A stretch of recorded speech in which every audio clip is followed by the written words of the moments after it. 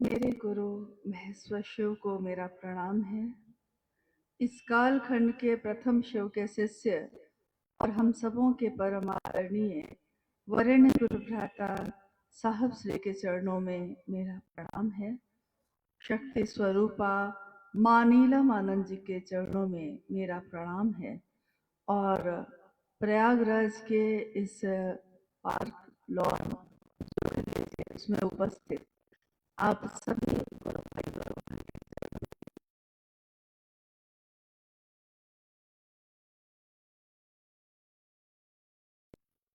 का सौभाग्य है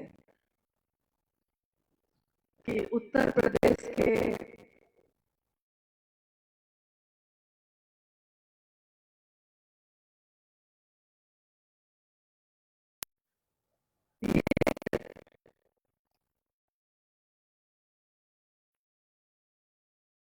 जीत हुई और उसमें हम लोगों को भाग लेने का मौका मिला। वो परम सौभाग्य ही होता है जब अपने गुरु के बाद हम कर पाते हैं और उस काम को यानी गुरु के कार्य को आगे बढ़ाने के लिए हम क्या कर सकते हैं, इस निमित्त सक्रिय गुरु भाई गुरु बहनों की बैठक। आपने गौर किया है कि ये संगोष्ठी, ये बैठक, इसके साथ एक शब्द जुड़ा है, सक्रिय, सजग।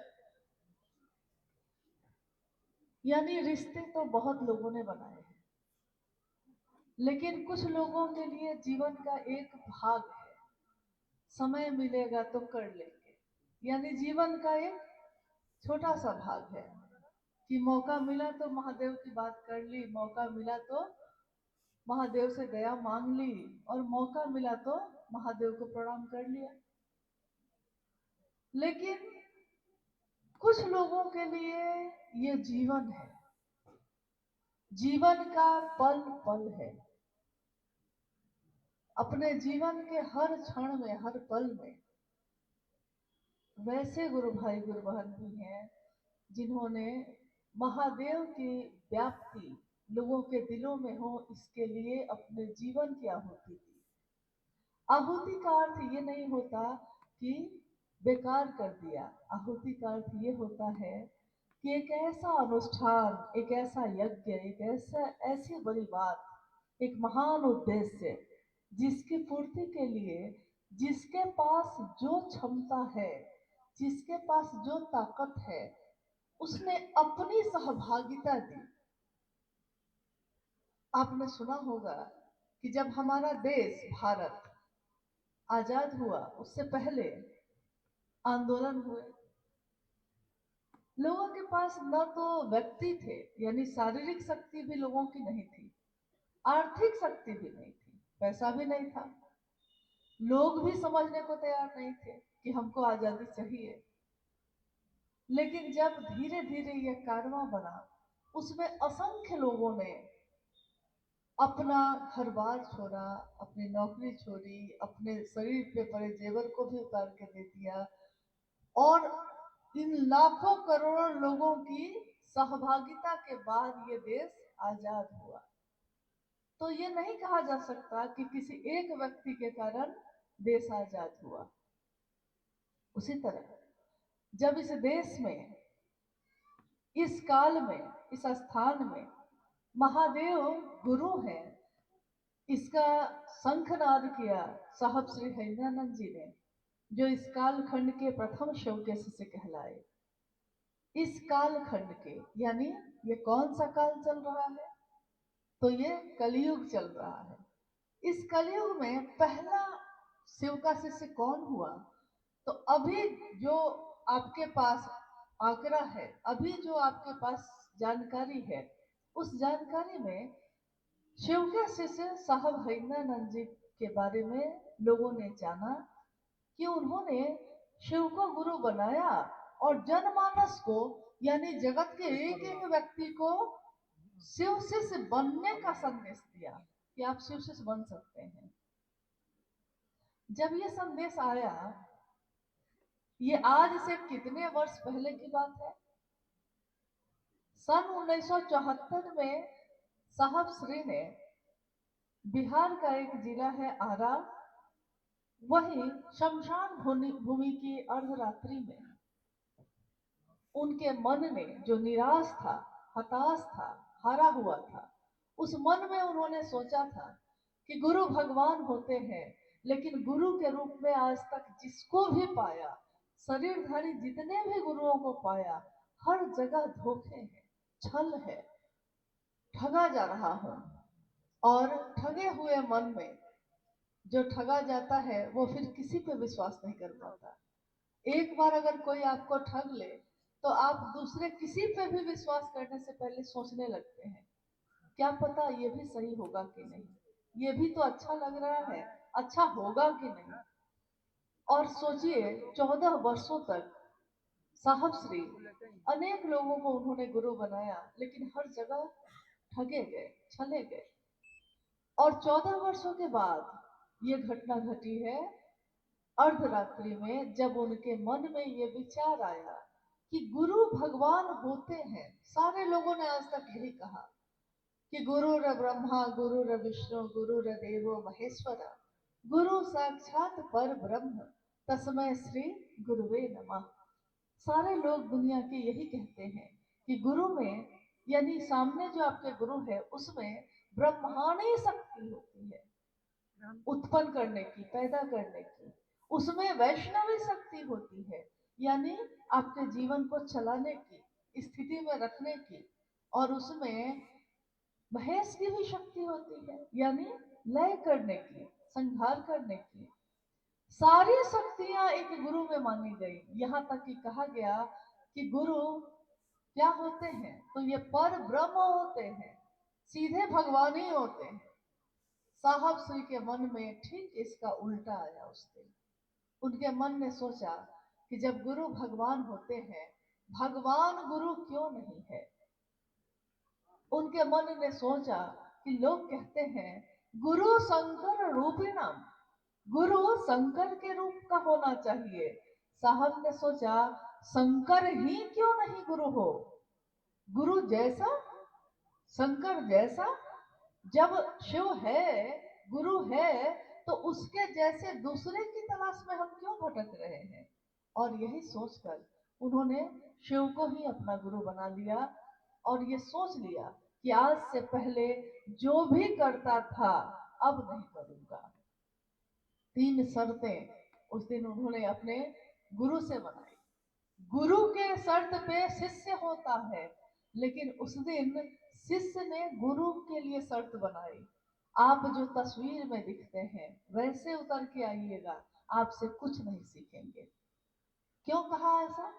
क्योंकि जो तस्वीर में शिव की रूपरेखा है, जटा है, गले में नाग है, चिता का भस्म है, उस रूप में कुछ शरीरधारी लोग भी आए थे साहब के पास। और साहब ने भले भोले मन से, निश्चल मन से ये सोचा था कि ये यही तो शंकर नहीं, यही तो भगवान नहीं है।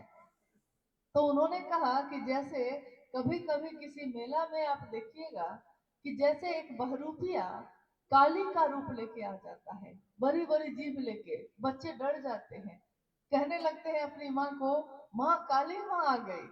तो यानी वो काली माँ है नहीं, लेकिन उसका रूप किसी ने धारित कर लिया है, तो छला जा रहा है, कोई सामने वाला समझ नहीं पा रहा। यही बात साहब ने कही कि उस रूप में आइएगा तो मैं ठगा गया हूं, इसलिए उस रूप में आइएगा तो आपसे ज्ञान नहीं लूंगा। और आप अब खुद जो बताइएगा, जब खुद बताइएगा, लेकिन तस्वीरों वाले रूप में नहीं, जो शरीरधारी कोई भी गुरु होता है उस रूप में आइएगा तब भी नहीं। और अब पहले से जो भी किया है मैंने वो कुछ भी नहीं करूंगा, अब आप बताइएगा वही करूंगा। समय बीता, एक विचार था उस दिन, एक सोच थी उनकी, और इस सोच पे वो ठहर गए। अंतर इतना ही हुआ, हम लोग भी सोचते हैं बहुत कुछ, लेकिन हम लोग ठहरते नहीं हैं। अभी सोचिएगा कि जाए क्या, महाकुंभ का मेला लगा है, जाए क्या देखने। दूसरा कहेगा रास्ता अभी पूरा नहीं बना है, आप रुक जाइएगा। तीसरा आगे कहेगा चलिए ना, पैदल तो रास्ता है ना, आप फिर से चल पड़िएगा। यानी आपने भी बहुत चीजों का विचार किया है, लेकिन उस विचार पे आप ठहरते नहीं। ठहर जाइए तो वो गहरा हो जाता है, और गहरा होता है तो एक दिन जो विचार था, एक दिन जो सोच थी, वो भाव में बदल जाता है। साहब श्री के साथ भी ऐसा ही हुआ। जिस सोच पे वो खड़े हुए, एक दिन वो इतना गहरा हुआ कि उस सोच ने उनके मन में शिष्य का भाव ही पैदा कर दिया।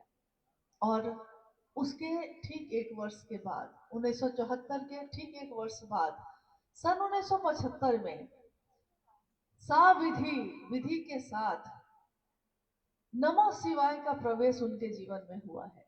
आपने अभी सुना भी है थोड़ी देर पहले भी, और आप जानते भी हैं, क्योंकि आपने साहब और दीदी के जीवन के बारे में जरूर पूछा होगा किसी न किसी से। जब हम लोग आए तो भाई परमेश्वर जी आपसे बात कर रहे थे, वो अपने अनुभूति बता रहे थे। उन्होंने कहा कि जिस दिन मैंने सुना ये, तो मैं सिंहेश्वर भी गया ये पता करने कि सचमुच में ये घटना हुई थी कि नहीं। क्या सचमुच में उस समय जो मजिस्ट्रेट थे साहब हरिंदानंद जी इस मंदिर में आए थे? महादेव को 50 रसगुल्ले के प्रसाद को चढ़ाया था उन्होंने, और क्या महादेव की दया से वो प्रसाद चढ़ गया था? और जब चढ़ गया था तो उस समय कौन कौन लोग थे जिन्होंने इन आंखों से देखा था? तो उन्होंने उन लोगों को ढूंढा। गवाही चाहिए, हमको आपको भी गवाही चाहिए। तो हम लोग गवाह खोजते हैं कि सच है कि नहीं, क्योंकि मानव का मन है तुरंत विश्वास नहीं करता, गलत चीजों पे तुरंत करता है। और अगर ईश्वर की बात करिए, अगर ईश्वर की तरफ चलने की बात कीजिए, तो मन में संशय पैदा होता है। कारण क्या है कि ईश्वर का रूप लेकर लोगों ने बहुत छल किए हैं, तो ईश्वर पर से भी विश्वास थोड़ा उठ जाता है। चलिए, ये घटनाएं घटती गई हैं, आप जानते हैं।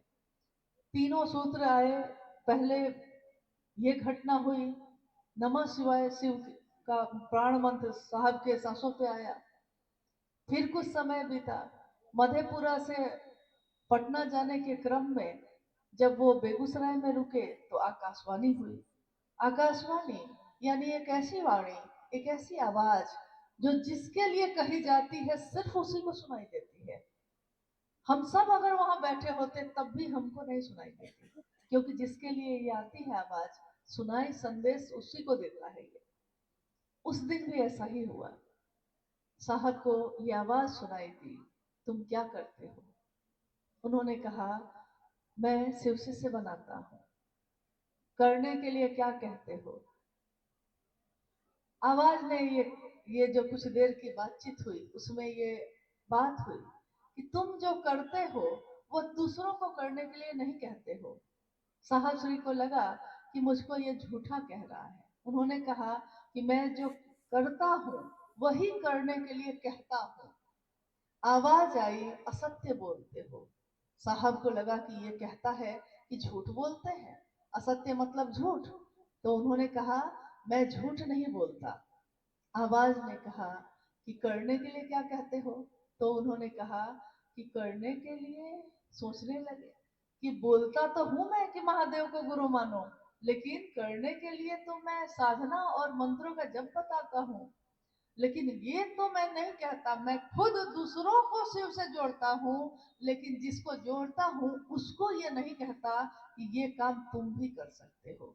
गुरु के आदेश में बल होता है। गुरु जो आदेश दे देते हैं उसी में उनकी ताकत काम करने लगती है। और उस दिन गुरु का आदेश यही आया कि जो तुम करते हो दूसरों को करने के लिए कहना। फिर 1980 के दशक की बात है ये। सोचिए तो आज से कितने साल पहले। आज है 2024, और 1982 में उन्होंने पहली बार कमरे से बाहर शिव की चर्चा शुरू की मधेपुरा में। 40 साल लगभग हो गए, 40 साल से भी ज्यादा इस बात को हो चुके हैं। जब उन्होंने लोगों से, क्योंकि इस बात को हमको समझना जरूरी है, हम सभी शिव के शिष्य हैं, और हम जाकर गांव में, शहर में, हर जगह अपने गुरु के नाम का दिया जलाते हैं, अपने गुरु के नाम का बिया रोपते हैं किसी के हृदय में, ताकि उसके अंदर भी शिव भाव जग जाए। शिष्य का भाव प्रकट हो जाए।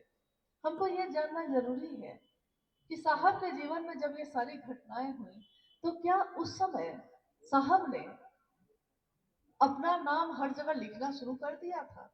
क्या लोगों को ये पता था कि ये बात कहने वाले कौन है? तो आइए हम लोग उस दिन की से ये बात शुरू करते हैं। 1982 के दशक में जब साहब ने 1980 के दशक में सन 1982 में उन्होंने मधेपुरा में पहली बार शिव की बात दूसरों से करनी शुरू की। 2 लोग जुड़े, 4 लोग जुड़े, 10, 20, 30। जब पहली बार आपके यहाँ हुआ होगा तो आपके यहाँ भी शुरू में कुछ लोग जुड़े होंगे, फिर 100 तक गई होगी संख्या, फिर 500, 1000, 2000, 5000 गई होगी ये संख्या, यानी संख्या तो बढ़ती गई होगी।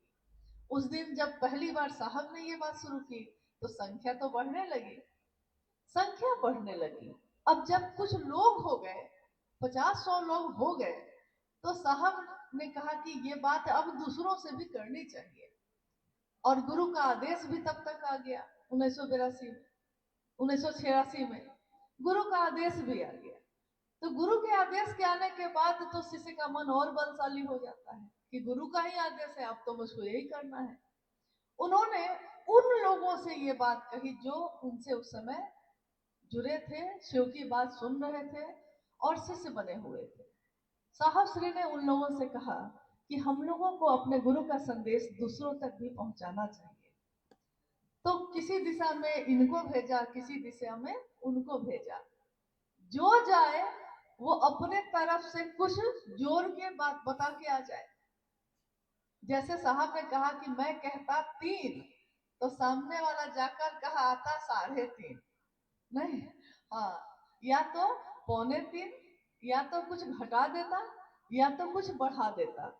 साहब ने कहा कि मैं इस मानसिकता को समझता था, क्योंकि आदमी का ये स्वभाव है कि अगर वो अपनी तरफ से कुछ नहीं जोड़ेगा, घटाएगा, तो उसको लगेगा कि मैंने क्या किया, ये तो जो साहब ने कहा उसी बात को ना हम किए, तो मेरा इसमें क्या हुआ। इसलिए वो कुछ न कुछ घटाता, कुछ न कुछ बढ़ाता। तो जब ऐसा होता है तो होता यह है कि जिसका संदेश है दूसरे तक पहुंचते पहुंचते उसका रूप ही बदल जाता था। अब आप किसी को कहिए कि वहां जाना है और कोई उसमें जोड़ दे नहीं, तो वहां तक जाते जाते तो बात वाक्य क्या हो गया, वहां नहीं जाना है, ये हो गया।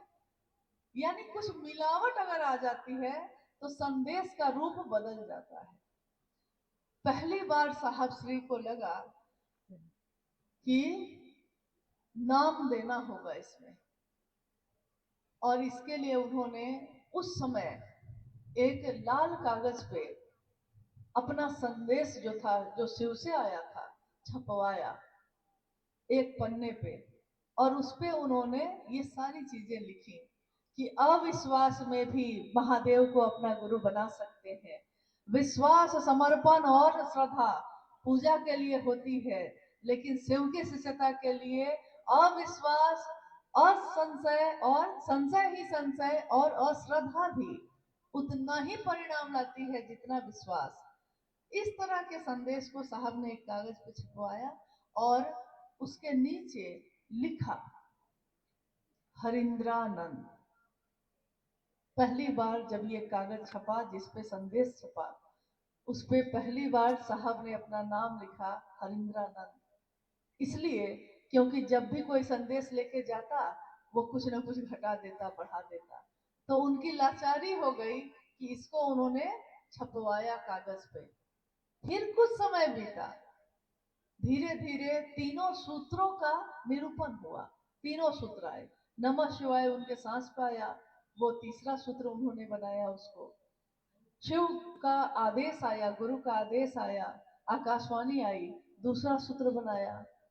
और सिंहेश्वर मंदिर में जब ये घटना घटी कि जब उन्होंने महादेव को प्रसाद खिलाया और वो प्रसाद सबके बीच चढ़ गया, ग्रहण कर लिया गया, और उस दिन साहब ने इतना ही कहा अपने महादेव से कि आज तो सारे लोग खड़े हैं और विवश हूं मैं। तो उन्होंने कहा, बुढ़ाओ इज्जत रखिए।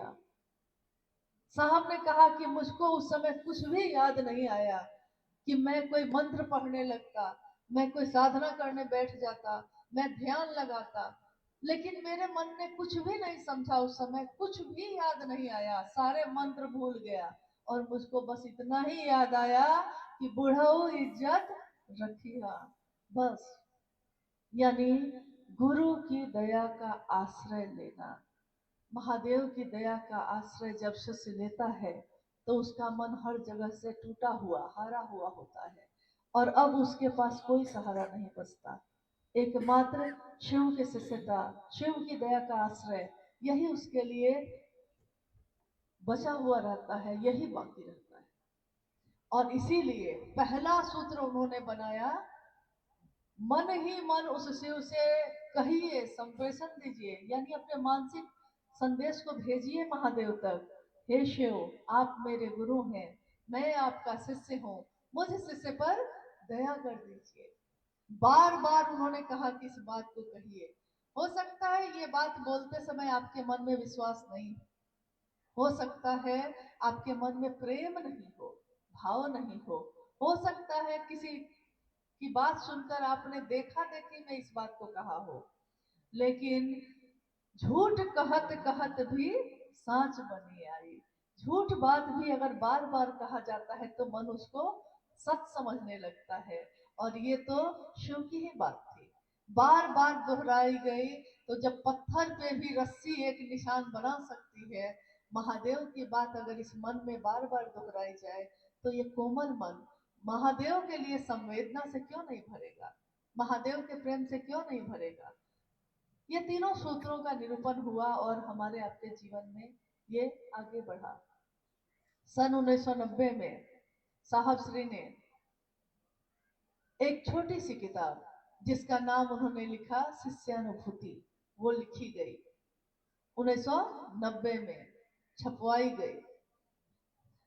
कुछ ऐसी बातें हैं शिव को गुरु बनाने में और शिव का शिष्य बनने में जो आज तक की सारी मान्यताओं से, आज तक के इतिहास में अध्यात्म की धरती पे जो जो हुआ उसमें और शिव की शिष्यता को इन सब से परे करती है, इन सब से अलग करती है।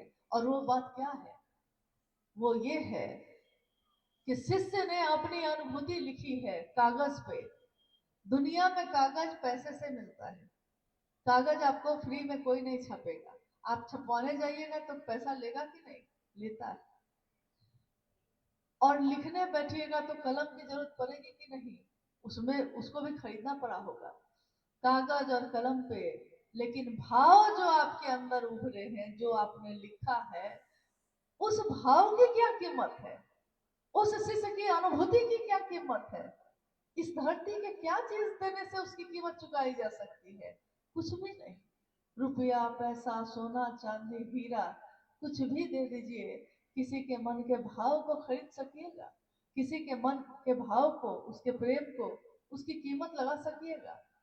तो शिष्यानुभूति जिसको नाम दिया साहब ने, उस शिष्यानुभूति पे कीमत लिखी अंतिम पन्ने पे, और वो कीमत क्या थी आपको पता है? आपने पढ़ा है ये? क्या थी कीमत?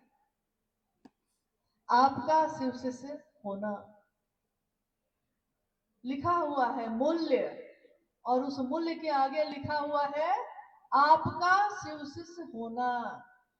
आज की इस बैठक में आपको गुरु भाई जो है वो लोग आपको देंगे शिष्यानुभूति।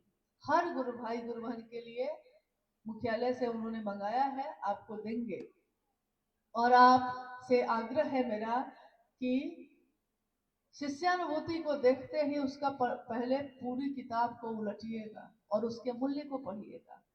1990 के दशक में छपी इस किताब पे साहब ने लिखा कि आपका शिव शिष्य होना ही इसका मूल्य है। इस मूल्य को चुकाने की बारी तो हम सब की है, हमने इसको लिया है अपने हाथ में। और मूल्य क्या मांगा गया? रुपया पैसा नहीं, मूल्य ये मांगा गया कि आप शिव के शिष्य हो जाइए। आज तक इस धरती पे किसी ने ये नहीं चाहा। जितनी किताबें छपी, चाहे ग्रंथ छपे, कुछ भी छपा, शास्त्र छपे, पुराण छपे, सब पे कोई ना कोई कीमत पैसे की लिखी है। शिष्यानुभूति सबसे अलग, उसमें लिखी है कीमत आपका शिव शिष्य होना। शिव की कथा का प्रचलन था, शिव की कथाओं का आयोजन होता था, शिव पुराण की कथा, शिवांग, शिव शिव शक्ति की बात कही जाती थी। लेकिन शिव की चर्चा, शिव की चर्चा, ये शब्द तो कभी आया ही नहीं। शिव की चर्चा यानी शिव की बात, शिव की चर्चा परिचर्चा में बदल जाती है, तब शिव की चर्चा सार्थक होती है। शिव की चर्चा परिचर्चा में कब बदलती है? जब जब बोलता है सामने वाले के मन में वो प्रवेश करती है, जो सुनता है वो बोलने वाले के मन से अपने मन को मिलाता है। और उन सबका मन किससे मिला है? तो उन सबका मन उस महादेव से मिला है। हम शिव शिष्यों की सभा जैसे अभी है, ये सभा ही तो है।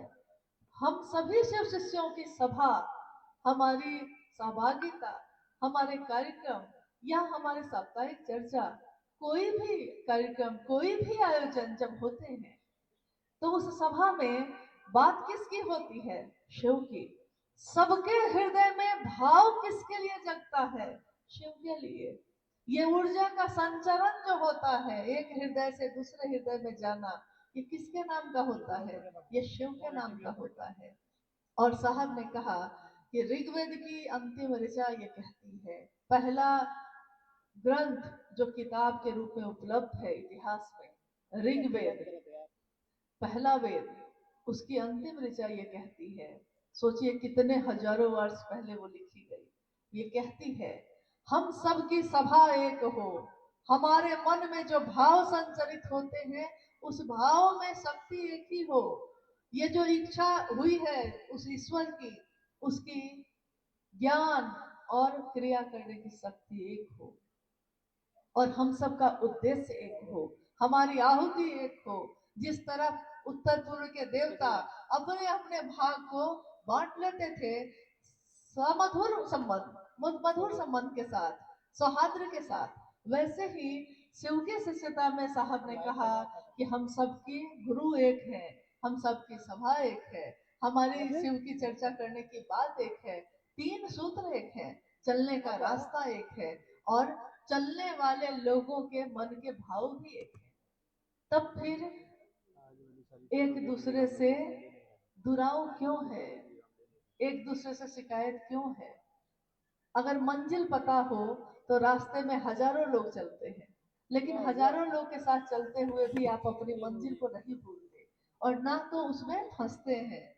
अभी आप यहाँ आए, अपने अपने घर से आए होंगे, सबका घर अलग अलग है, मेरा भी अलग है, आपका भी अलग है।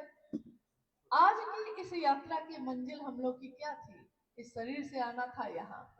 हम भी अपने घर से आए, आप सब भी अपने अपने घर से आए, लेकिन आप घर से चले भी होंगे, हम भी चले होंगे, तो हमारे मन में क्या भाव था? महादेव की बात के लिए जा रहे हैं, महादेव के काम के लिए जा रहे हैं।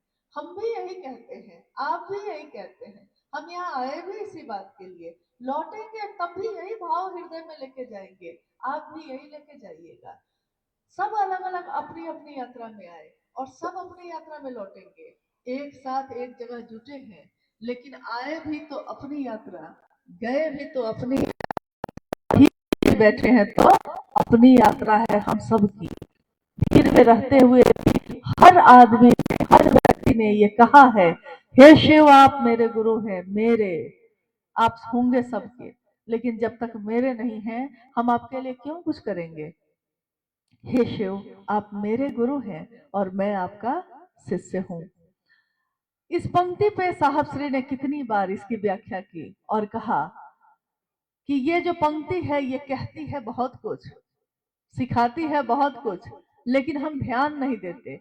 हम लोग सोचते हैं सुनने में एक जैसा ही लगता है, हे शिव आप मेरे गुरु हैं, इसमें भारी कौन है? इतने दूर के बात में भारी कौन है? आप मेरी बहन हैं, भारी कौन है? हम, क्योंकि मैं कह रहा हूं कि आप मेरे हैं। तो जब हम ये कहते हैं किसी को कि आप मेरे हैं, तो मेरे मन में उस समय भाव होता है कि आप मेरे हैं मतलब मेरे अनुसार आपको चलना है। लेकिन जैसे ही हम शब्द बदलते हैं और हम कहते हैं मैं आपका हूं, तुरंत भाव बदलते हैं। आप मेरे हैं तो मेरे अनुसार चलना है आपको, और मैं आपका हूं मतलब अब आपका आदेश के अनुसार हम चलेंगे। हे शिव, आप मेरे गुरु हैं। और तुरंत शिष्य कहता है, मैं आपका शिष्य हूँ। यानी अब गुरु का जो आदेश है उसके अनुसार शिष्य चलेगा। और दया गुरु किस पे करेंगे? तो शिष्य पे करेंगे। पति किसी का कौन होगा? जो पत्नी होगी उसकी। जो पत्नी का भाव दे रही है उसी का ना पति होगा। जो पुत्र का भाव दे रहा है उसी की ना माता होगी। माँ का भाव तो उसी को मिलेगा जो पुत्र के भाव में खड़ा होगा। पुत्र है और पुत्र का भाव भूल गया है, तो माँ का भाव इधर से जा रहा है। माता कभी कुमाता नहीं होती, माँ का भाव जा रहा है, लेकिन पुत्र का भाव ही सो गया। तो जा जो रहा है वो जाएगा कहाँ? किसके पास? गुरु भाव, शिव की अनुग्रह शक्ति। यानी शिव की, जीव से शिव बनाने की जो शक्ति है गुरु भाव कहलाती है। अनुग्रह शक्ति गुरु भाव कहलाती है। गुरु भाव सतत प्रवाहित है। शिव के साथ ये तो चल ही रहा है, दया चल रही है, लेकिन इधर शिष्य भाव ही जागृत नहीं होगा तो गुरु की दया आएगी किसके पास? शिष्य भाव होना चाहिए ना। तो शिष्य भाव के जागरण के लिए, स्व स्फूर्त जागरण के लिए पहला सूत्र है। यानी आपके दिल में ये जग जाए कि शिव मेरा है, बार बार जगे, ये शिव मेरा है, मैं इसका हूं, मुझको करना है। तो ये पहला सूत्र उसके लिए नींव का काम करता है। आज सबके हाथ में मोबाइल फोन है। आपके भी हाथ में होगा, सबके पास है। नहीं, आपके पास नहीं है? वाह, बड़े आश्चर्य की बात है, बहुत सुखी इंसान है। खैर, सबके पास मोबाइल है। अच्छा, आप लोगों के पास है, ठीक है। एक बात बताइए, आज का जो मोबाइल है उसमें रेडियो भी बजता है, यानी गाना भी सुन सकते हैं ना। यूट्यूब पे गाना सुन लीजिए। उससे फोटो खींचना चाहिए तो कैमरा के बदला में फोटो भी खींच सकते हैं। वीडियो कैमरा के बदले में वीडियो भी कर सकते हैं। नहीं, किसी को संदेश चिट्ठी भेजना हो तो उसके लिए भी आप कागज की या डाकिया की जरूरत नहीं है। मोबाइल से या तो फोन कर लीजिए या मैसेज भेज दीजिए या फिर वॉइस यानी बोल के भेज दीजिए। एक मोबाइल में सब कुछ आप कर सकते हैं, लेकिन जिसने आपको दिया उसमें पासवर्ड लगा हुआ है। आपके हाथ में मोबाइल फोन गया है, लेकिन उस मोबाइल फोन में पासवर्ड लगा हुआ है। पासवर्ड आपको नहीं मालूम। अब उस मोबाइल से आप सब कुछ कर सकते थे, लेकिन पासवर्ड नहीं मालूम है, तो क्या कर पाइएगा बताइए? और पासवर्ड मालूम होगा तो क्या क्या कर सकिएगा? जितनी चीजें हैं सब कर सकिएगा। शिव शिष्यता का पासवर्ड क्या है? मतलब इस रास्ते पे आगे बढ़ने के लिए सारे दरवाजे खुलते चले जाएं, अध्यात्म कुछ सब कुछ समझ में आ जाए, शिव की दया हम में उतर जाए, इसके लिए साहब ने कहा कि शिष्यता में भी पासवर्ड है बाबू। और बिना उसको खोले हुए आगे बढ़ोगे तो शिव की चर्चा मस्तिष्क की उपज होगी। यानी दिमाग से आपने सुंदर सुंदर बात कही है, लेकिन आपके दिल से वो बात नहीं निकली है। तो शिव की चर्चा अगर मस्तिष्क से निकलेगी तो वो सिर्फ सुंदर संभाषण होगी, लेकिन अगर हृदय से निकलेगी तो दूसरे के दिल तक पहुंचेगी, उसके हृदय में प्रवेश करेगी, क्योंकि यह दिल का मामला है। पहला सूत्र ही उन्होंने कहा, शिव से दया मांगना। शिव की दया हो तो क्या नहीं उपलब्ध है आपको। शिव की दया हो तो किम न सिद्धते भूतले। उस शिव की दया से आपको दुनिया में आप क्या चाहते हैं, भोग मोक्ष क्या चाहते हैं, सब कुछ उपलब्ध है। लेकिन इसका पासवर्ड है शिव से दया मांगना। शिव से दया नहीं मांगेंगे तो आगे का रास्ता, आगे मोबाइल और फोन और वीडियो नहीं हो सकेगा। तो इसीलिए उन्होंने कहा कि ये नींव है और इस नींव पे ही ये इमारत खड़ी होती है। नींव अगर मजबूत होगी, इमारत मजबूत होगी, और नींव कमजोर तो उस पर जो दीवारें आपने खड़ी की हैं कुछ समय के बाद वो गिर जाती हैं। आपने देखा होगा कुछ गुरु भाई गुरु बहन हम लोग के बीच ऐसे होते ही हैं जो सालों से शिव को अपना गुरु बना के चले, बहुत अच्छा काम किए, खूब महादेव की बात किए, और कुछ समय के बाद सो गए। कुछ समय के बाद आप कहते हैं अमुक गुरु भाई बड़ा चलते थे, अब एकदम नहीं जाते हैं महादेव के काम में। वो गुरु बहाना बहुत चलती थी, अब कहती हैं, बहाना कर देती है, नहीं जाना चाहती हैं। कारण क्या हुआ है? शिव चर्चा तो उन्होंने खूब की, लेकिन शिव से दया नहीं मांगी, और शिव को प्रणाम करने के मानसिक अवस्था में, वो भाव के अवस्था में, भाव प्रणाम करने की अवस्था में नहीं आए। तो शिव की चर्चा जो जगत और व्यक्ति को जोड़ती है, इसके संतुलन के लिए, कि आप हमेशा चल सकिए, महादेव से दया मांगना और महादेव को प्रणाम करना, ये बहुत जरूरी है। इसलिए आप लोग से अनुरोध है कि तीनों सूत्र करिएगा। अगर तीनों सूत्र जरूरी नहीं होता तो क्या साहब ने इसको दिया होता? कभी नहीं दिया होता। वो उतना ही देंगे जितने की जरूरत है। डॉक्टर उतना ही देता है जितने में बीमारी ठीक हो जाए। शरीर की बीमारी होती है, डॉक्टर दवा देता है और कहता है एक गोली सुबह खाना, एक गोली दोपहर और एक गोली शाम में खाना। तो आप खाते हैं कि नहीं खाते हैं? खाते हैं क्योंकि आपको पता है कि बीमारी इसी से दूर होगी। तो हमारे मन में जो बीमारियां पैदा होती हैं, जगत है ना, जगत की गंदगी तो शामिल होगी, तो मेरे मन में शामिल नहीं हो। गंदगी है चारों तरफ, लेकिन मेरे मन में प्रवेश नहीं करे, इसके लिए हमको महादेव से दया मांगने की बहुत जरूरत है। दया मांगते ही रहिएगा। ये मत सोचिएगा कि एक बार मांग लिए तो हो तो गया अगले 10 साल के लिए, ऐसा नहीं होता है। ईश्वर प्राप्ति का कोई भी काम, चाहे वो दया मांगना हो, चाहे मंत्रों का जप हो, शिव को प्रणाम करने के विधा हो, नमः शिवाय का सहारा लेना हो, ईश्वर प्राप्ति के लिए किया हुआ कोई भी काम जीवन भर चलता है। और ये श्रम साध्य नहीं होता, इसमें ताकत नहीं लगती है, इसमें बस महादेव की दया लगती है। साहब श्री ने कहा कि अध्यात्म, शिव के शिष्यों के लिए अध्यात्म हवा की लाल, हवा मिठाई जो होती है ना, लाल और मीठी होती है, देखने में खूबसूरत, और खाइए तो मीठी, लेकिन उसमें देखने में इतनी बड़ी। लाल मिठाई खाए हैं देखने में इतनी बड़ी, लेकिन जब पकड़िए तो लगता है कि अरे कुछ भी तो वजन रहता है इसमें, कुछ भी वजन नहीं। वही है अध्यात्म, वही है शिव की शिष्यता। ये कोई भारी चीज नहीं है, ये बहुत हल्की है, मीठी है और सुंदर है। आइए हम लोग कुछ जिज्ञासा अगर आई है तो उस पर भी बात करें। आप में से भी कोई कुछ पूछना चाहते हैं तो जरूर पूछिए। हम लोग कोई विद्वान नहीं है, लेकिन जितना भर साहब श्री से सुना है, माँ नीलमानंद जी से सुना है, उतना भर बताने की कोशिश कर सकते हैं। जिज्ञासा है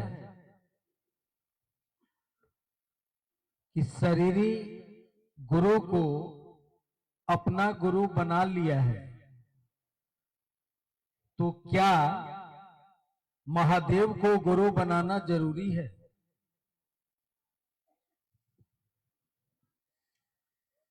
आपने जिज्ञासा सुनी है। शरीरी गुरु को अगर किसी ने गुरु बना लिया है, तो क्या शिव को गुरु बनाना जरूरी है? मतलब इतना में अगर काम चल जा रहा है तो उतना क्यों करे, कहने का यही ना अर्थ है। शरीरी गुरु यानी शरीर में है आज, जो शरीर में आया है वो शरीर से जाएगा।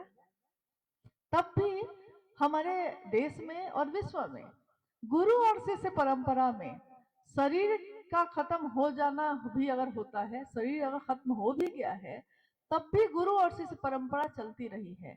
यानी ये बात साबित होती है कि शरीर का बहुत उसमें रोल नहीं होता। किसी को आपने गुरु बनाया है, अगर शरीर में भी बनाया है, तो दिन रात तो आप उसके साथ रहते नहीं हैं, आपका मन ही उससे जुड़ा होता है। और जितना आपका मन उससे जुड़ा होता है, उतना उसका ज्ञान आपके मन में प्रवेश करता है, चाहे वो शरीरधारी गुरु भी हो तब भी। शरीरधारी गुरु, उनकी एक सीमा है, क्योंकि शरीर में है, एक सीमा तो होगी। वो भी शिव का अंश है, शिव गुरु है तब धरती पे कोई गुरु है, वो भी शिव का अंश है, लेकिन एक सीमा तो है। सीमा ये है कि ईश्वर की तरफ ले चलने में वो आपके मेरे मन को अगर ले जाना चाहे तो क्या करेंगे। तो कोई गुरु साधना बताता है, कोई माथे पे स्पर्श करके यानी अपने स्पर्श से ही आवेशित करता है, कोई मंत्र देता है, कान में मंत्र फूकते हैं या बताते हैं या लिख के देते हैं, मंत्र देते हैं और कहते हैं कि मंत्र का जप करिएगा, छिपा के करिएगा, किसी को दूसरे को नहीं बताना है, आपके लिए है ये। यानी एक ऐसा बंधन है जिसके अंदर जाइएगा आप तभी आपका मन शिव के लिए जा सकेगा। उसकी भी सीमा खत्म हो जाती है। उसी में सदगुरु श्रेणी के भी गुरु आते हैं। सदगुरु अपनी दया से सीधे शिव के लिए अभिषेक कर सकते हैं, क्योंकि बंगाल में एक साधक हुए माँ काली के, रामकृष्ण परमहंस। माँ काली का नाम सुन के ही वो ध्यान में चले जाते थे। कोई कहता माँ तो वो ध्यान में चले जाते। वो किसी के माथे का स्पर्श करते और वो सीधे काली के ध्यान में चला जाता। यानी स्पर्श से, दया से या अपनी वाणी से, किसी भी तरीके से। लेकिन उनका भी एक दायरा है, यानी कुछ ना कुछ शर्त शरीर में है, कुछ ना कुछ शर्त होगी। अब आप उस शर्त के अंदर आइएगा तभी ना वो आपको शिष्य बना सकेंगे, तभी ना आपको शिव की तरफ लेकर जाएंगे। शर्त अलग अलग हो सकती है। कोई कहता है शाकाहारी बन के आओ, कोई कहते हैं प्याज लहसुन भी छोड़ना होगा, कुछ जगहों पे तो आप सुनते हैं कि दूध दही भी छोड़ना होगा, कुछ जगह पे है गृहस्थी छोड़नी होगी, ब्रह्मचारी बन के आना होगा, पूरे जीवन में विवाह नहीं करना होगा, कुछ जगह पे है कि स्त्री का स्पर्श नहीं करना होगा, नहीं, कुछ जगह पे है कि समाज में नहीं रहना होगा, पहाड़ पे जंगल में रहना होगा। यानी ईश्वर की तरफ ले चल सकते हैं, लेकिन उनकी भी एक सीमा है। एक न एक नियम, एक न एक वर्जना होगी, एक न एक पसंद या नापसंद होगी ही होगी। जगत गुरु शिव, जब हम कहते हैं जगत गुरु शिव, इसका अर्थ है जगत का एक एक व्यक्ति शिव को अपना बना सकता है और शिव का अपना हो सकता है। दोनों बातें हैं। इसमें आप कहिएगा कि क्या महादेव पात्रता खोजते हैं?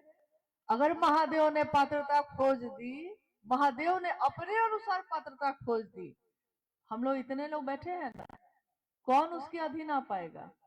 कौन इस तरह का पात्र है कि शिव का शिष्य हो सकता है? इतने लोगों में कोई एक होगा। अगर शिव ने पात्रता खोज दी तब, योग्यता खोज दी तब, लेकिन महादेव ऐसा नहीं करते। निविड़ अंधकार में पड़ी हुई चेतना को भी शिव मात्र अपनी दया से, अहेतुकी होती है उनकी दया, ऐसे भी मिल सकती है। सिद्धि मांगने से मिलेगी, और नहीं तो सिद्धि, बड़ी सिद्धियां तो दे दी जाती हैं, मांगी भी नहीं जाती, वो दे दी जाती हैं, मिल सकती है। निविड़ अंधकार में रो रो नरक, यानी ऐसा कुछ किया है हमने, इतना पाप किया है, इतने पापाचरण में रहे हैं कि रो रो नरक के भागी हैं हम। अगर यानी करोड़ों नरक मिलेगा, ऐसा भी पाप किया है हमने अगर, तो रो रो नरक के भागी को भी निखार देंगे शंभु, ए उरगुर के बलजा गलहार लेंगे शंभु। एक शंभु ही है जो जहर रखने वाले को भी गले से लगाने का कलेजा रखते हैं। एक शंभु ही है, एक शिव ही है जो निविड़ अंधकार में परी चेतना को भी सीधे शिव बनाने की बात रखते हैं, यानी वो कर सकते हैं। जो आपके भाग्य में नहीं है, जो किसी ने नहीं लिखा है और कोई दे भी नहीं सकता है, वो भी अगर कोई दे सकता है तो शिव ही दे सकते हैं, बाकी कोई नहीं दे सकता। इसलिए शरीरधारी गुरु को तो आपने बनाया है, लेकिन अगर आपके पास महादेव उपलब्ध हो तो आप क्या करिएगा? इस बारे में साहब ने एक छोटी सी घटना बताई। उन्होंने कहा एक बच्चे का जन्म हुआ, तो वो बच्चा जो अपने माँ के गोद में था, वो उसके हाथ में क्या पकड़ाया कि वो हाथ से छोड़ ही नहीं रहा था, छोड़ ही नहीं रहा था। मुट्ठी जो बंद थी उसकी, तो मुट्ठी खुलती ही नहीं थी। सबने प्रयास किया कि अरे इतना छोटा बच्चा है कोमल, मुट्ठी में क्या पकड़ लिया है जो छोड़ नहीं रहा है। सब कोई आके बोले बच्चा छोटा है, गोद में है, जबरदस्ती करेंगे तो हाथ में चोट लग जाएगी, लेकिन वो मुट्ठी अपनी नहीं खोल रहा। तो वहीं एक व्यक्ति थे, उनको क्या समझ में आया, उन्होंने कहा कि रुकिए जरा मैं भी कोशिश करता हूँ। उन्होंने अपने गले में जो चेन थी ना, बड़ी सी सोने की चेन उन्होंने पहनी थी, उस चेन को उतारा और बच्चे के सामने, उसके हाथ के सामने ऐसे ऐसे लहराया। बच्चा ने, जो जिसकी हाथ एकदम बंधी हुई थी, अचानक उसने मुट्ठी खोली और चेन को पकड़ लिया। मुट्ठी में क्या था? मुट्ठी में माँ ने जो अंगूठी ऐसे पकड़ी थी ना, तो उसके हाथ में अंगूठी पकड़ा गई थी, तो अंगूठी को ही पकड़ लिया था। लेकिन जब चेन सामने आया तो हाथ से अंगूठी छोड़ा और चेन को पकड़ लिया। तो साहब ने कहा कि जब बड़ी चीजें आ जाए तो छोटी चीजें छूट जाती हैं। नहीं, महादेव ही गुरु जब मिल जाएंगे तो, महादेव गुरु है तो सम्मान तो सबका करेंगे, झुकेंगे सबके लिए, प्रणाम तो सबको करेंगे, लेकिन ये मन ये दिल तो महादेव के लिए ही रहेगा। तो मेरा कहना है कि शरीरधारी गुरु को बनाया है आपने, तो कोई गुरु इस बात से खुश होगा, अगर वो गुरु है तो इस बात से उसको आनंद आएगा कि आप भी उस ईश्वर की तरफ गए। आखिर गुरु भी तो आपको ईश्वर की तरफ ही लेके जाते, तो आपके शिव के शिष्य बनने से वो आह्लादित ही होगा, खुश ही होगा, अगर वो गुरु हैं तो।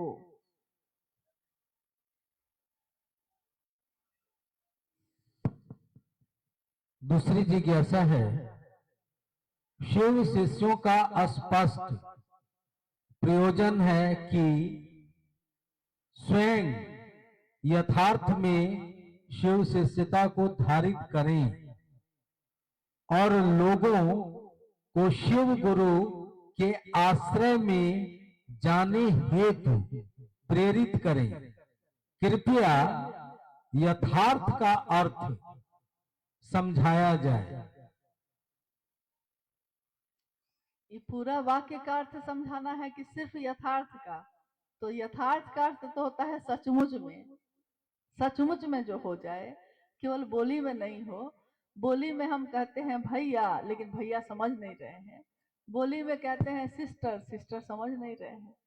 तो यथार्थ यानी सचमुच में बहन समझने लगे, ऐसा हो जाए। तो वाक्य पूरा ये है कि शिव के शिष्यता यथार्थ में हम धारित कर लें, सिर्फ बोली में नहीं। यथार्थ में कैसे होगा? जितना महादेव की बात करेंगे, इसका बड़ा सरल तरीका साहब ने बताया, जितना दूसरे को समझाओगे उतना खुद समझोगे। यानी दोनों तरफ एक साथ वार होता है। शिव की चर्चा, शिव से दया मांगना तो आपने अपने लिए मांगा है ताकि आप बात कर सकिए महादेव की, लेकिन शिव की चर्चा जब आप करते हैं तो उसमें स्वयं और समूह दोनों शिव भाव से आप प्लावित हो, शिव की चर्चा उसी को कही जाती है। तो इसमें यथार्थ में हम बन सके, इसके लिए दूसरे को समझाइए और खुद समझिए। और आपके साथ ऐसा हुआ होगा, बहुत जगह ऐसा हुआ होगा जहां आप गए होंगे और आपसे किसी ने जिज्ञासा की होगी, कुछ पूछा होगा, बहुत सारी बातें पूछी होंगी। आप कहे होंगे कि नमः शिवाय से प्रणाम कीजिए, तो उसने कहा होगा क्यों, हम ओम नमः शिवाय से क्यों नहीं करें? आप कहिएगा कि गुरु बनाइए, क्यों, वो भगवान है, हम गुरु क्यों बनाए? और आपने महादेव से दया मांगकर पूछने वाले के हर जिज्ञासा का उत्तर दे दिया होगा। हुआ है कि नहीं? ऐसा दिया होगा, और आपने जो बोला होगा वो उसी से समझ गया।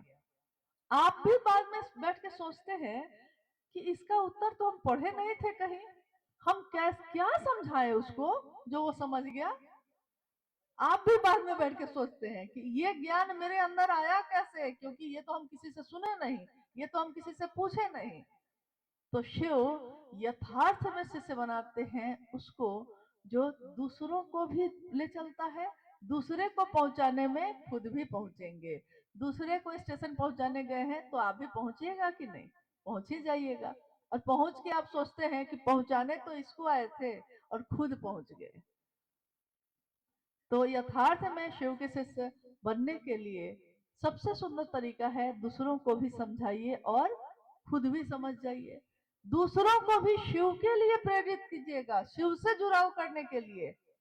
आपने सुना अभी थोड़ी देर पहले चर्चा में, जब मैं बैठी थी मैं सुन रही थी कि गुरु भाई लोग जब बात कर रहे थे, उन्होंने कहा ये कि को महादेव की बात किसी से अगर आप कहते हैं तो उसको महादेव से जोड़िएगा, खुद से नहीं। और ये बात बार बार साहब ने कही है, शिव से जोड़ो और छोड़ो, मतलब उसको महादेव के दया के आश्रय पे छोड़ो। ये आदत ठीक नहीं है कि खुद से जोड़ लो। अगर खुद से जोड़ भी लीजिएगा, मान लीजिए जोड़ लिया, आदमी है, मन है, उसको लगेगा कि 50 आदमी जो यहाँ है इस मोहल्ले में, उसको तो हम ना जोड़े, तुमको हम ना शिव बनाए कि दूसरे आए थे। अभी आपके यहाँ आने से पहले जहाँ थे हम लोग, वहां बात आई कि एक व्यक्ति ने कहा कि साहब हरिंद्रानंद जी आए थे क्या, दीदी नीलम आनंद आई थी यहाँ तुमको बताने, हम आए थे तो हम ना तुम्हारे गुरु हुए। वहां के लोगों को कुछ कुछ व्यक्ति ऐसे थे जिन्होंने ये कहा था। साहब हरिंद्रानंद तो नहीं आए, दीदी नीलम आनंद तो नहीं आई शरीर में, लेकिन ये बात किसकी थी? शिव को अपना बनाओ, ये तीनों सूत्र किसके थे, किसके हैं जो हम पहुंचाते हैं? तो हम माध्यम है इस बात को पहुंचाने के लिए। जैसे कोई मुझ तक आया, हम भी किसी तक पहुंचते हैं, लेकिन उसने भी मुझको महादेव के लिए छोड़ा, और मुझको भी किसी को महादेव के लिए प्रेरित करना चाहिए, खुद के लिए नहीं। और जो महादेव के लिए होगा वो आपके साथ चलेगा, वो आपसे प्रेम करेगा, क्यों नहीं करेगा? आपने उसको शिव दिया है, तो शिव को देने वाले को प्रेम क्यों नहीं करेगा, उसका सम्मान क्यों नहीं करेगा? 10 साल बाद भी अगर किसी से कोई पूछेगा उससे कि आपको शिव से किसने बनाया था, तो क्या उसके मुंह से यह नहीं निकलेगा कि अमुक भैया ने बनाया था? निकलेगा, उसका मन कृतज्ञ होगा। लेकिन हमारा कर्तव्य यह है, शिव शिष्यों का अलौकिक उद्देश्य एकमात्र यही है कि वो स्वयं में शिव की शिष्यता यथार्थ में धारित करें और दूसरों को शिव गुरु की तरफ चलने की प्रेरणा दें, प्रेरित करें, बस इतना ही। और इसका परिणाम है, जो आपने दूसरे के लिए किया है उसका परिणाम आपको भी मिलेगा। आपने दूसरों का हित चाहा है, आपने ये चाहा है कोई शिव हो जाए, कोई शिव की तरफ चले, आपके जीवन में भी शिव उतरेंगे। जो आपने दूसरों को दिया है वही आपको मिलेगा, और दूसरों को अगर आपने थोड़ा दिया है, आपको दुगुना होके मिलेगा। ये तो अध्यात्म का आज से नहीं, हजारों साल से गुरु रहस्य है। जो दिया है वो मिलेगा ही मिलेगा। एक जिज्ञासा है, प्रतिवर्ष संगम तट पर कुंभ मेला में संस्था का कैंप लगता है। क्या हमें मेला के उस कैंप में जाना चाहिए या व्यक्तिगत रूप से मेला में घोषणा करके वापस चले आना चाहिए? कृपया मार्गदर्शन दिया जाए। किस संस्था को क्या लगता है? संस्था संस्था का कैंप कुंभ मेला ठीक में। है, ठीक है। देखिए, जब रांची में साहब के पास यहाँ के कुछ गुरु भाई गुरु बहन गए, बहुत साल हो गए, कुछ साल पहले, और उन्होंने कहा कि इलाहाबाद में कुंभ मेला जो लगता है उसमें हर जगह के लोग अपना अपना संदेश दूसरों में बांटते हैं। हम शिव के शिष्य हैं, हम लोग चाहते हैं साहब कि हम लोग भी अपने महादेव की बात वहाँ, हम लोग का भी बैनर लगे, हम लोग भी महादेव की बात करें, हम लोग भी 3 सूत का काट बांटे लोगों को। तो साहब ने कहा कि एकदम करो। तो उन्होंने कहा कि करना तो हम लोग चाहते हैं, लेकिन जब तक संस्था का लेटर पैड नहीं मिलेगा तो उसमें वो अलॉट नहीं करता है। तो साहब ने कहा कि ठीक है, उसमें यहाँ से ले लीजिए आप, और वहां जमा करके जगह ले लीजिए और महादेव की बात करिएगा। लाखों लोग आते हैं, आपके पास मौका है। मौका ये है कि आप लाखों अलग अलग जगह से आए लोगों को शिव की शिष्यता से जोड़ सकते हैं। यह भी एक मौका है। गुरु भाई लौट के गए, और उसी साल से कुंभ के मेले में हर साल शिव शिष्यता के प्रसार के लिए हजारों शिव के शिष्य आते हैं। कुछ व्यक्तिगत भी करते हैं, अपना आए हैं गए हैं, लोगों को जोड़े चले गए। लेकिन प्रयागराज में एक बड़ी खूबसूरत बात यह है, ये बड़ी खूबसूरत बात है, अकेले तो सब करते हैं, अकेले में क्या मजा है। अकेले तो परिवार सब बसाते हैं, अकेले में कोई मजा नहीं। मजा तो तब है, आनंद तो तब है जब, अभी अभी मैंने कहा, संगठित होकर करने में क्या बुराई है। संगठन में बहुत ताकत होती है, सामूहिक प्रयास में बहुत ताकत होती है। आज अगर ये धरती टिकी है और जागृत है आध्यात्मिक तौर पे, तो इसमें कितने ऐसे ऋषि हुए होंगे जिन्होंने एक साथ सबके कल्याण की कामना की होगी। और शिव के शिष्य अगर अभी जो होना है महाकुंभ, ये महाकुंभ जो इस बार होना है उसके बारे में बहुत विशेष बातें कही गई हैं कि जो 12 साल पे होता है वो महाकुंभ, और 12 साल 12 बार जो 12 महाकुंभ हो चुका रहता है, और तब जो आता है वो है इस बार का। यानी कि 144 वर्ष के बाद ये महाकुंभ इस बार का हो रहा है। सारे लोग अपने अपने उद्देश्य को लेके आएंगे, ये भी सच है। करोड़ों लोगों की आने की संभावना है। आपके पास मौका है, आप अपने महादेव की बात करोड़ों दिलों में स्थापित कर सकते हैं। अकेले करने में बहुत समय लगता है, लेकिन साथ अगर काम को बांट लिया जाए, सामूहिक रूप से मिलकर किया जाए, तो इसी काम को बहुत हल्के तरीके से कर लिया जाता है। 5 आदमी इधर, 5 आदमी इधर, 5 आदमी इधर, और दिन भर हम लोग लोगों से शिव की बात करते हैं, फिर लौट के आते हैं, फिर कल होके यही काम करते हैं। लेकिन जिसको सुविधा है, जो कर सकते हैं, जो समय निकाल सकते हैं, उनको जरूर इसमें शामिल होना चाहिए। जिनको कम समय है, 2-4 घंटे के लिए कर सकते हैं, तो वो जहां आप धरती पे जहां आप हैं वहां अपने महादेव की बात कर सकते हैं। वो महाकुंभ में हो या किसी बहुत दूर के गांव में हो, महादेव की ही बात है ना हर जगह, कहीं भी तो महादेव की बात है। अब रही बात संस्था की, तो संस्था का स्टॉल लगता है, इसलिए किसी पे कोई मजबूरी आरोपित कभी नहीं की गई। कभी नहीं कहा गया कि आपको ये करना ही होगा, ऐसा नहीं कहा गया। आग्रह किया जाता है कि आप क्या इस अभियान में, इस काम में शामिल होना चाहते हैं। आपकी इच्छा है, आपका अगर मन है कि मेरे गुरु शिव का काम बढ़े, संगठित रूप से बढ़े, तो ये सबसे सुंदर मौका है, आप कर सकते हैं। इसमें कोई ऐसा नहीं है, हाँ आपके पास समय कम है तो आप अकेले भी जाके कर सकते हैं, आपके पास समय नहीं है तो आप मत जाइए, कोई बात नहीं। जिनके पास समय है वो जाएं, अपने घर को भी सुंदर बनाइए, इस दुनिया को भी सुंदर बनाइए। और आध्यात्म के तौर पे तो ये धरती जागृत ही है। इलाहाबाद हम शिव शिष्यों के लिए भी बहुत महत्वपूर्ण है। आप पूछेंगे कि क्यों? सब जगह तो महत्वपूर्ण ही है। इस संगम में मां नीलमानंद जी की अस्थियों का विसर्जन है। इस संगम में हमारे वर्ण गुरु भ्राता की अस्थियों का विसर्जन है। विसर्जन अस्थि का होता है, उनके संदेश का नहीं, उनकी सोच का नहीं। उन्होंने शिव की शिष्यता व्यापक हो, दिलों में जले, लोगों तक पहुंचे, इसकी कामना की है।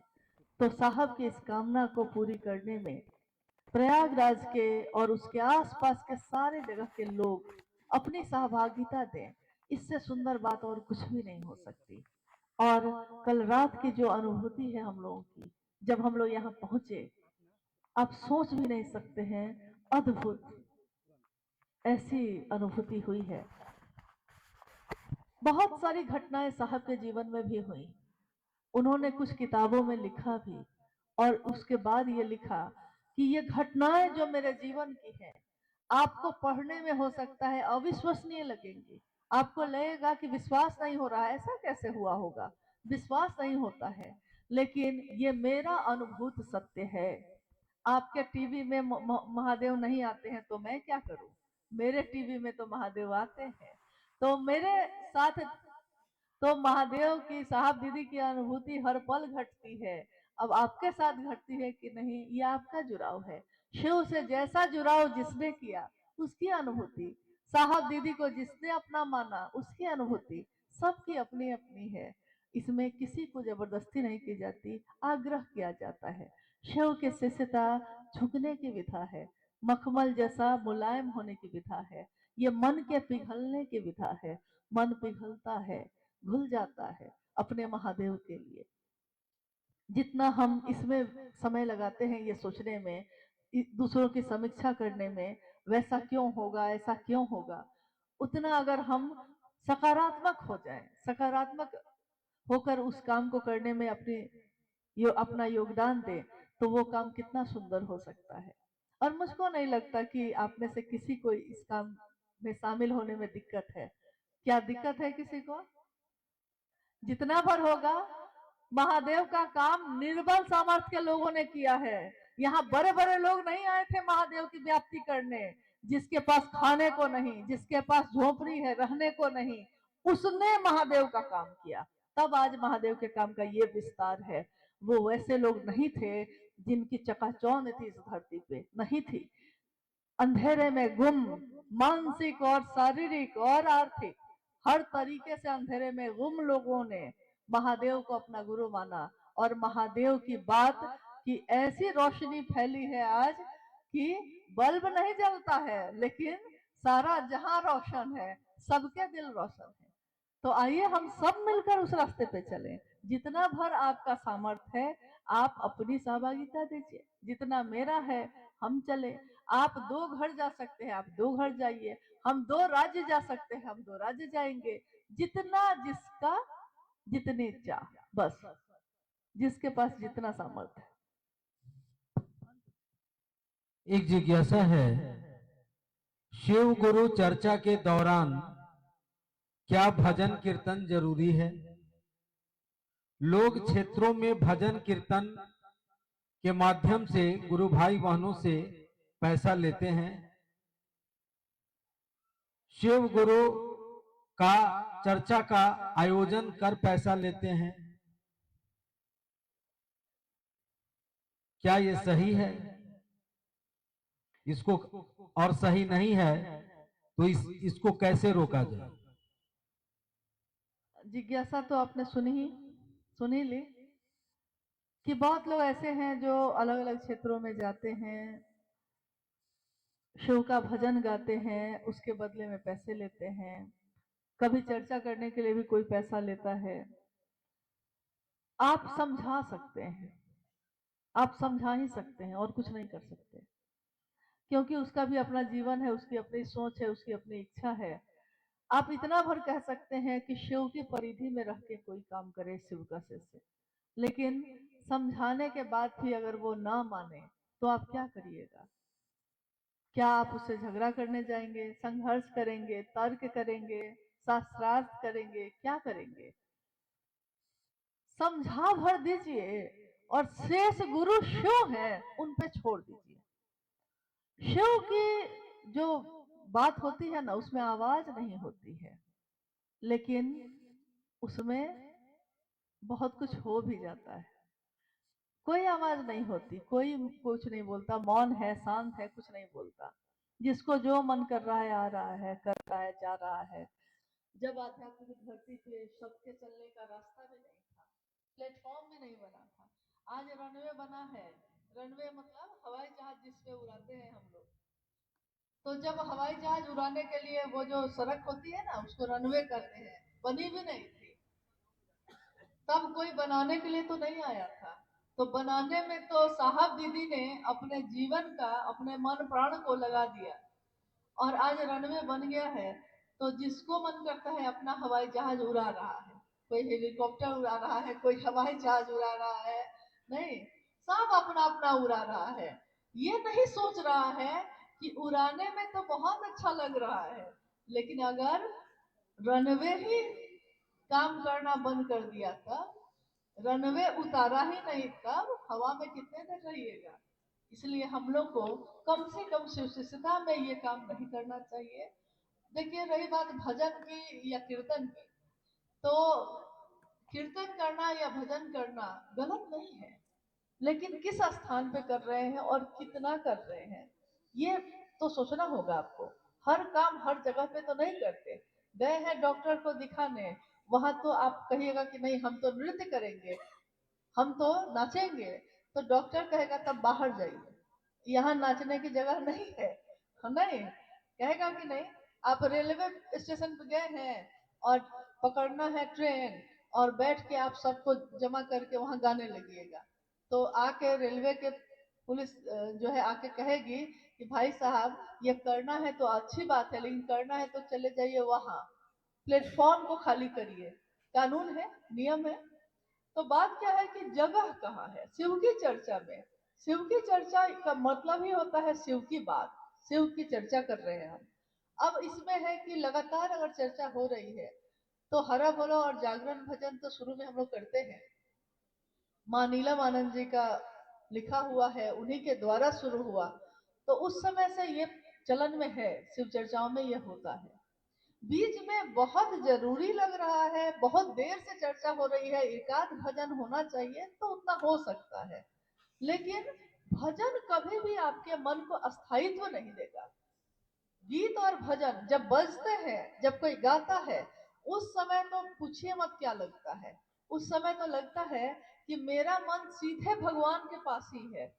जितने देर वो गा रहा है ना, मेरा मन भी उसमें डूबा हुआ है, और हमको लग रहा है कि सीधे भगवान महादेव के चरण में ही बैठे हुए हैं हम। लेकिन जैसे ही गीत खत्म होता है और मन लगता है कि तेजी से फिर से धरती पे उतर जाता है, तुरंत कहते हैं चलो चलो घर, बहुत देर हो गई। अभी अभी तो मन भगवान के पास था, अभी तुरंत उतर के चला गया। इसी को कहा गया है शमशान का वैराग्य। यानी वैराग्य पैदा होता है, जैसे शमशान में किसी के शरीर को जलता देखिए तो लगेगा कि जीवन में तो कुछ नहीं है, बेकार है, क्यों हाय हाय कर रहे हैं, क्यों हम इतना रुपया पैसा जमीन जायदाद घर परिवार कर रहे हैं, कुछ नहीं रखा है। देखिए तो परिवार के लोग ही तो लाए, जलाए, चले गए, जिलेबी खा रहे हैं बाहर बैठ के। उस समय लगता है, और लगता है कि एकदम वैराग्य पैदा हो गया मन में, लगता है कि कुछ नहीं रखा है, अब से हम इस सब में नहीं करेंगे। लेकिन देखिए कुछ ही देर के बाद आप ही जाके चाय पी रहे हैं, आप ही जाके घर के सारे चीज को देखने लगते हैं कि बहुत पूरा दिन तो उधर ही बीत गया, चलिए अब इधर वाला काम आप संभाल लें। तुरंत तुरंत जो वैराग्य पैदा हुआ था, वो जैसे ही उसकी परिधि से बाहर गए, वैराग्य खत्म। यानी अस्थायित्व नहीं है। भजन में, गीत में अच्छा लगता है, मन को महादेव की तरफ ले भी जाता है, लेकिन क्षणिक है ये। गए थे कि तुरंत नीचे उतर भी गए। शिव की चर्चा क्या करती है? शिव की चर्चा अस्थाई से भाव लाती है। जितनी बात हम महादेव की करते हैं उतना मेरा मन समझता है, जितना हम महादेव से दया मांगते हैं उतना मेरा मन उन्हीं की याद में डूबा रहता है। अब पता ही नहीं चलता मेरा मन महादेव के पास है कि महादेव ही मेरा मन है, ये समझ में ही नहीं आता है, क्योंकि मन में तो अब पल पल हर क्षण महादेव रहते ही हैं। देखिए शिव की चर्चा ने आपके जीवन में उस शिव को अस्थाई बनाया है और आपके मन को मजबूत किया है। मानसिक बल अगर मजबूत होता है, शरीर भी मजबूत होता है, और उसका जुड़ाव अगर आध्यात्मिक जगत से हो, तो आध्यात्मिक जगत से अगर आप मजबूत हैं तो मन भी मजबूत और शरीर भी मजबूत। मन मजबूत होता है तो क्या होता है? तो मन मजबूत होता है तो हम कहते हैं कि मन चंगा तो कठौती में गंगा। यानी मन की बात है, आज से नहीं हजारों साल से यही बात कही गई है कि मन की बात है ये। तेरा मन दर्पण कहलाए, भले बुरे सारे कर्मों को देखे और दिखाए, तेरा मन दर्पण कहलाए। आपका मन ही दर्पण कहलाता है। अभी अभी जो मैंने बात कही आपको कि किसी व्यक्ति ने आने समय यात्रा में जो बोला, वो पहली बार मुझसे मिला था कल, और उसने, जिसने उससे ये कहा कि साहब तो नहीं आए थे ना तुमको बताने, दीदी तो नहीं आए थे बताने तुमको, मैं आया था ना तुमको बताने, तो मैं ना गुरु हूँ। उस व्यक्ति को उसने, जिससे उसने कहा था, उसी समय छोड़ दिया, और मुझसे तो बाद में भेंट हुई है, और मुझको उसने ये कहा कि मैंने उसी समय उस व्यक्ति को छोड़ दिया। ये मुझको लगा कि जिसने ये कह दिया कि साहब और दीदी तो नहीं आए थे तुम्हारे पास, अब उसके साथ गुजारा नहीं हो सकता। तो जब तक मुझको कहता है, इनको कहता है गुजारा हो सकता है, लेकिन महादेव और साहब दीदी तक कोई जाएगा तब गुजारा हम लोग का नहीं हो सकता है।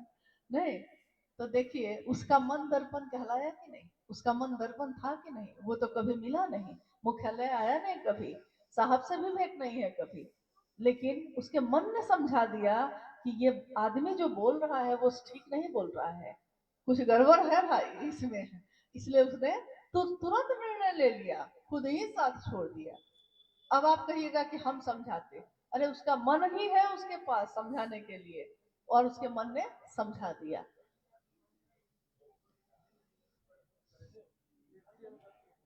एक अंतिम जिज्ञासा, साहब बोल रहे हैं कि गरीब से गरीब मरुस्थल में रहने वाला व्यक्ति शिव को गुरु मानता है तो वह मेरे कलेजे का टुकड़ा है, उसके और मेरे बीच कोई नहीं है, कृपया इस विषय को समझाइए। जिस दिन साहब ने ये चर्चा में अपनी ये बात कही, उसमें उन्होंने और भी बहुत बात कही।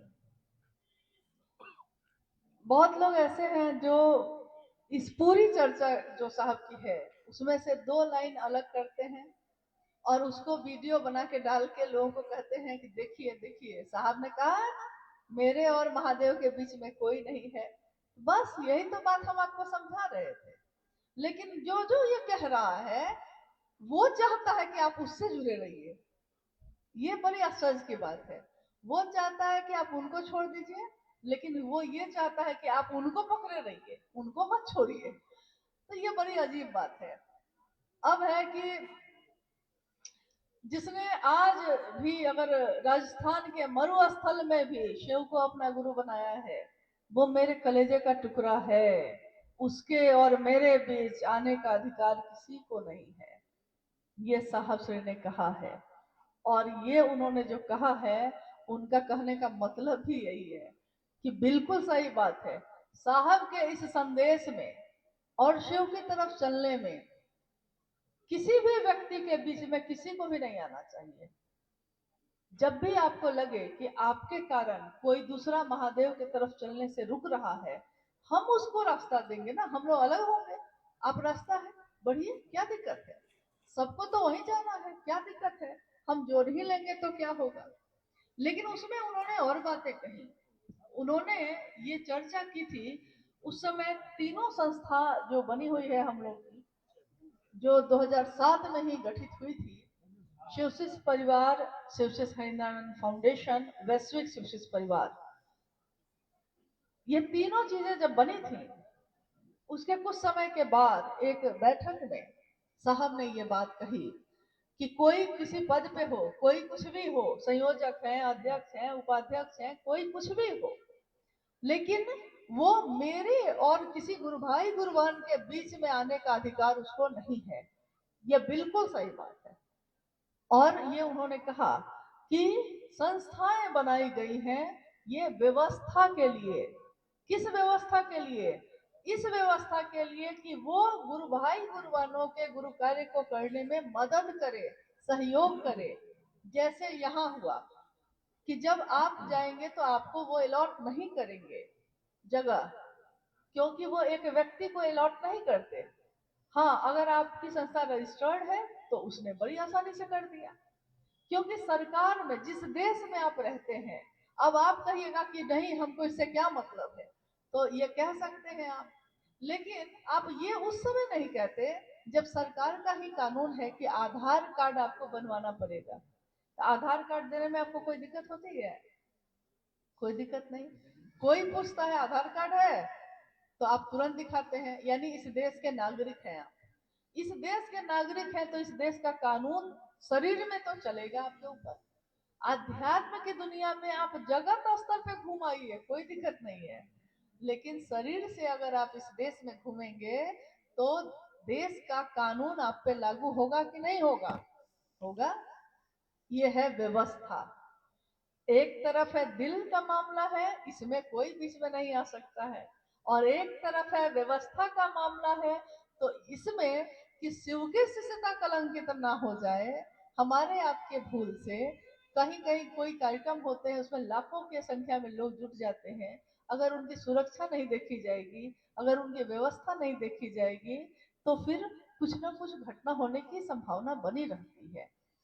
और भी बहुत सारी चीजें हैं। आप देश में कहीं गए हैं, महादेव की ही बात करने गए हैं, कभी कभी ऐसा हुआ है, महादेव की बात करने आप गए हैं, लेकिन आप चले गए हैं केरल, चले गए हैं तमिलनाडु, अब वो जगह आपके लिए अनजाना है, और वहां के लोगों ने समझा है कि आप पता नहीं क्या करने आए हैं, ये 5 आदमी पता नहीं क्या करने आए हैं, तो उसने पुलिस को बुला लिया, उसने कहा कि पता नहीं ये 5 आदमी क्या करने आए हैं।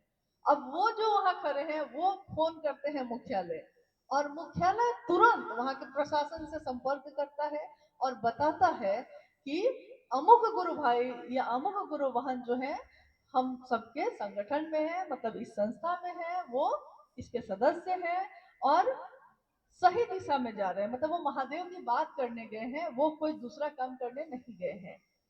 जैसे ही ये बात होती है तो वो तत्काल उनको छोड़ दिया जाता है और वो फिर अपना महादेव का काम करके आते हैं। जहां मदद की जरूरत होती है, संस्था इसलिए बनाई गई कि इसमें रहने वाले लोग, इसको चलाने वाले लोग गुरु भाई गुरु बहनों की मदद करेंगे, शासन नहीं करेंगे। और ना आज तक इस संस्था के लोगों ने किसी पे शासन किया है, लेकिन व्यवस्था जो साहब ने दी है, निर्देश जो साहब श्री के हैं, साहब श्री हिमानंद जी के निर्देश और आदेश के बाहर शिव की शिष्यता क्या है, इस कालखंड में है? क्या आपने जाना था? पहले भी महादेव थे, पहले भी जगत के गुरु थे, पहले भी शिव के शिष्य हुए, लेकिन इस कालखंड में जब हुए हैं तो उनका निर्देश है कुछ चीजें ऐसी जो हमारे आपके सुरक्षा के लिए साहब ने कही। जैसे उन्होंने कहा कि मई और जून के समय में बाहर के जो चर्चाएं, खुली चर्चाएं हैं, मत करिए, क्योंकि लू चलती है उस समय। लोग, आपको तो बहुत अच्छा लगता है, लेकिन लोग जो आते हैं उनको अगर लू लग गई, कुछ हो गया, तो इसका जवाब कौन देगा? इसके लिए आप क्षमा कर पाइएगा खुद को? तो साहब ने कहा कि लू चलती हो तो घरेलू चर्चाएं चलाइए, व्यक्ति व्यक्ति से जुड़ाव करिए, बड़े कार्यक्रम मत करिए। उन्होंने कहा कि पहले कम लोग थे, घर में रहते थे, तो रात में भी चर्चा होती थी। फिर उन्होंने कहा कि संख्या अब बहुत ज्यादा बढ़ गई है और गुरु बहनों की उपस्थिति बहुत ज्यादा होती है उसमें।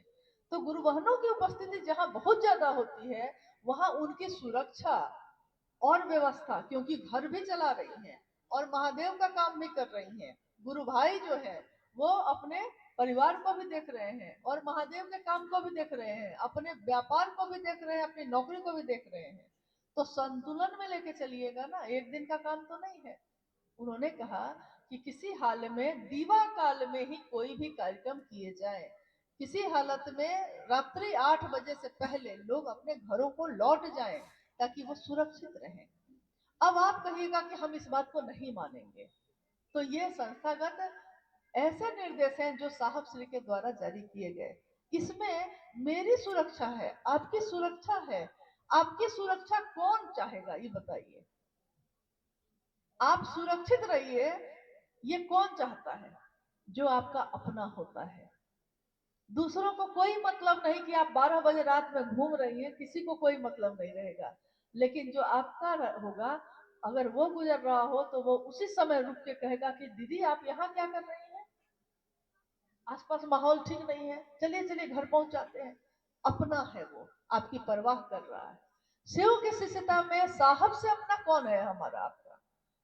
उनके निर्देश को मानने में हमको आपको क्या दिक्कत? उन्होंने यही कहा, कोई आयोजन करते हैं तो लोगों से आप सहयोग लेते हैं, उसका आय व्यय का हिसाब कर लीजिए, इससे पारदर्शिता बनी रहती है, इससे लोगों का विश्वास आप पे टिका रहता है कि नहीं ये सही लोग हैं, ये अगर करते भी हैं तो सबके बीच हर बात को रखते हैं, नहीं इसमें क्या गलत है? अगर आप कहेंगे कि नहीं हम नहीं मानेंगे इसको, तो नहीं मानिएगा तो कोई आपका बिगाड़ थोड़ी ही कुछ लेगा। एक बार तो साहब ने कहा ही कि भाई देखो, संस्था ब्लैकलिस्ट करती है किसी को तो उससे डरने की जरूरत नहीं है, संस्था अपना देह बचाएगी। भाई संस्था तो देश के कानून के अनुसार चलेगी, कानून से बाहर आप कुछ भी कीजिएगा तो संस्था कहेगी कि भाई इससे हमको कोई मतलब नहीं है, ये आदमी गलत है, कह देगी। साहब ने कहा कि उससे डर नहीं डरते हैं तो कोई बात नहीं, डरिए उससे कि कहीं महादेव की काली सूची में ना आ जाए हम लोग, महादेव के काम में कोई ऐसा गड़बड़ न कर दे, उससे न डरना चाहिए। तो हाँ, उससे भी डरिए, डरने की बात नहीं है। देखिए, जो महादेव से जुड़ा है वो कभी भी गलत काम नहीं करेगा, और जो साहब और दीदी के संकल्प पे चल रहा है वो उनके दिए हुए निर्देश को मानने में उसको कोई दिक्कत नहीं होती है, खुशी खुशी मानता है, क्या दिक्कत है। हम भी उन्हीं के अधीन हैं, हम भी उसी व्यवस्था के अंग हैं, आप भी उसी व्यवस्था के अंग हैं। सब तो वही है, कोई एक घर को संभालता है, कोई 10 घर को संभालता है, अंतर बस इतना ही है।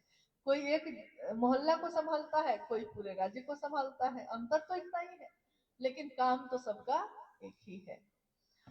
चलिए, आज की ये जो बैठक है, ये संगोष्ठी जो हमारे गुरु शिव को समर्पित है, साहब दीदी को समर्पित है, इसमें आप सब आए हैं, हम लोग को भी मौका मिला बात करने का, और उम्मीद करते हैं कि आज की इस बातचीत से और परिवारजन ही हो हमारा, और हमारा मन जो संशय में है फंसा हुआ उससे मुक्त हो, महादेव की दिशा में हम सब चले।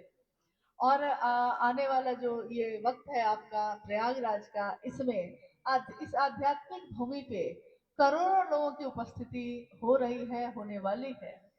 अध्यात्म का और सामाजिक सौहार्द्रता का अद्भुत मिलन है शिव की शिष्यता।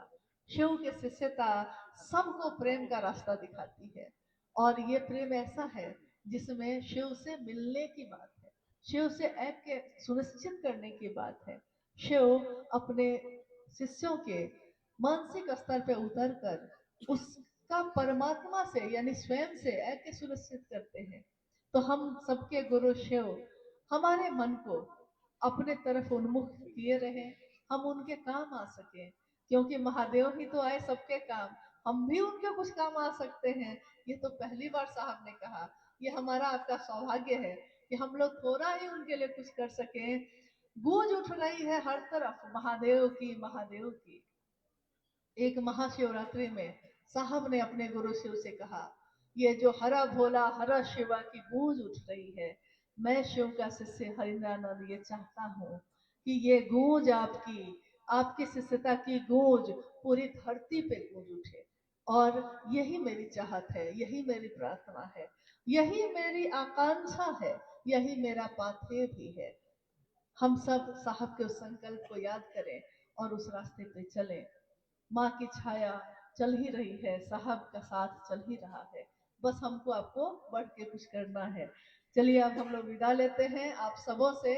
हम सबका बड़ा सौभाग्य है, आप सबका जीवन, हम सबका जीवन शिवमय हो, सुखमय हो, आनंद की अनुभूति हो, मन झुके महादेव के लिए, और महादेव के लिए अगर झुके तो सबके लिए झुके, सब में उस महादेव को ही देख सके। इसी प्रार्थना के साथ, इसी कामना के साथ आप सभी के चरणों में प्रणाम।